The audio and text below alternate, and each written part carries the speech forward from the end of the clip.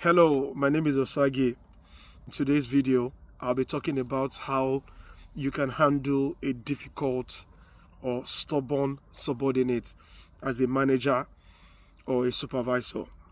As a manager or a supervisor, your job involves managing people, and different people, different faces, different mannerism, different character, different attitude, different disposition, different value system. And as such, people behave differently based on the value they place on a thing. So if you have a subordinate who is behaving badly or stubborn, flouting rules, not willing to take instructions, it could be a signal to you as a manager. It's a way of telling you that you could be doing something wrong. It's a way of them communicating to you that they have something to say. They want to vent, they want to say something, and the only way they can get your attention is to choose that path of being stubborn or flouting or disregarding rules that comes from you. Don't forget that people behave differently. A difficult subordinate who is overly stubborn could be reacting the way he or she is reacting to you because he or she sees that he or she is better than you, older than you, more experienced than you, knows the job than you, have done more for the company than you, feels he or she deserves that position that you are currently occupying. So the question is, why should it be you being given that position? What have you done for the company? So such person will continue to vent, such person will continue to protest, showing that kind of bad behavior or attitude to you, especially when you give them instruction. So as a manager, you also have a role to play. Why your subordinates behave the way they do to you? How do you give out instruction? Do you give out instruction by yelling? Do you try to give instruction to your subordinates when they are with their peers so that you can appear that you are the boss? So some of them will resist you. How do you communicate? Where do you communicate? What do you communicate to your subordinates? So all these things, triggers the way they behave, trigger some form of reactions, either positively or negatively. So it is important that you manage that aspect as a manager. Now, the purpose of this video is to help you navigate this particular scenario or situation which you will probably face during the course of your career as a manager or a supervisor. So what you should do when you have a difficult subordinate or direct report is for you to call for a one-on-one meeting with such person. During that meeting, let the person do 80% of the talking while you do only 20%. And 20% is for you to ask the question that matters most. And of course, the output from that meeting should be that you guys are working together very well. So the first thing you need to do rather is for you to focus on the problem and not the person. I will repeat myself, focus on the problem and do not attack the person so that you don't add fuel to a burning fire and your implication. You are just going to heat up the polity. So you need to be very careful. So try to understand why that particular subordinate is behaving the way he or she is behaving towards you. I believe you will have one or two things to learn or get from such person. So make them comfortable to be able to speak to you and talk to you. Do not try to defend yourself.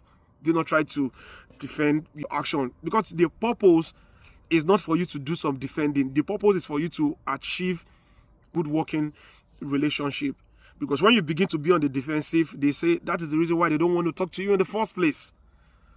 So you need to use some form of wisdom in having that conversation with that difficult subordinate.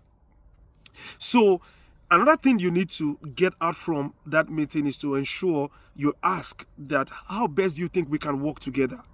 Haven't identified the real reason why the person is behaving the way he or she is behaving towards you. Ask to know how best you guys can work together.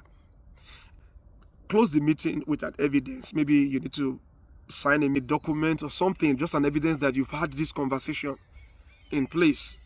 Now, in life, certain things happen and you cannot question them. Not everybody will like you.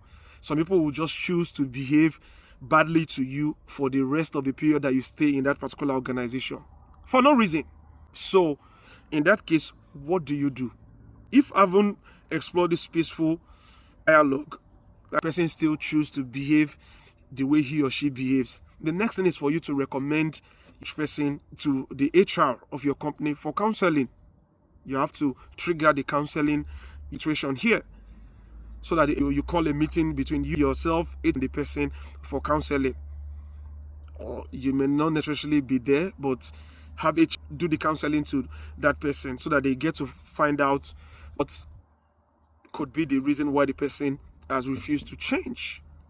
Remember, a bad behavior is very easy to copy. So if you have such person in your team, there's a high probability or a high chance that other team members may start to copy that bad behavior from that person. That's why it's very important for you to have that issue resolved. I haven't explored aid counseling, which I feel would have been documented. Then, as a manager, you need to trigger the governance process. And the governance means you need to put the person where he or she belongs. You have tools as a manager to use, but that should be your last resort when you have tried all means possible. So HR is in the know, you have done your one-on-one, and the person has refused to change. There are two options. You either ignore that person and focus on what matters most, but if that person, his or her action, puts your own job at risk, puts the company's KPI at risk, or is affecting the job, but the person is not doing his or her job properly, then you should issue such person a query to explain why they do the things they do. So the person explains and it becomes official. So I hope this helps you to navigate through a difficult subordinate. If all things are not working, I will tell you as a manager, choose your battle. You either choose to prioritize what matters most by focusing on your KPIs, focusing on other team members that will give you results, or you want to dwell on one person who has chosen to hate, who has chosen to behave badly or does not want to change. So the option is yours to choose. So, but I will recommend that you focus on what matters the most. Don't forget, dialogue involve HR for counseling, and in worst case scenario, you apply the governance or you totally ignore such person. I hope this video helps you to navigate through a difficult subordinate. Thank you.